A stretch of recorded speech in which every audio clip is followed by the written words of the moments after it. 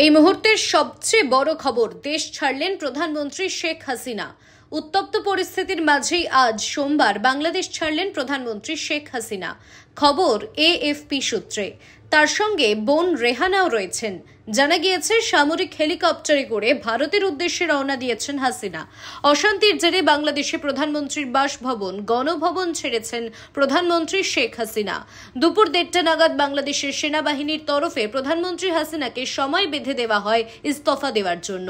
45 minute সময় তাকে দেওয়া হয়েছিল বলে খবর। তারপরেই তিনি ইস্তফা দিয়েছেন, এমনটাই বাংলাদেশ সূত্রের খবর। কিছুক্ষণ পরে জাতির উদ্দেশ্যে ভাষণ দেবেন সেনা প্রধান জেনারেল ওয়াকার উজ জামান। ছাত্রদের অসহযোগ আন্দোলন ঘিরে ফের অগ্নিগর্ভ বাংলাদেশ।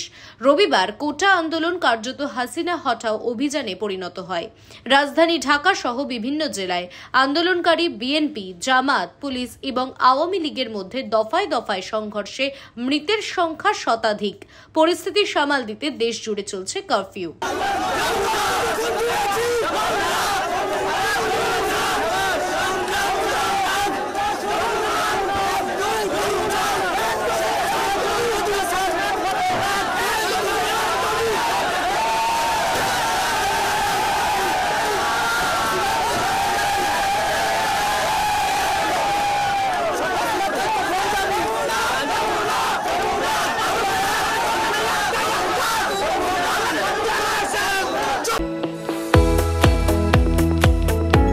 আপনারা দেখছেন ইউএন লাইভ, বাংলা খবরের শেষ কথা।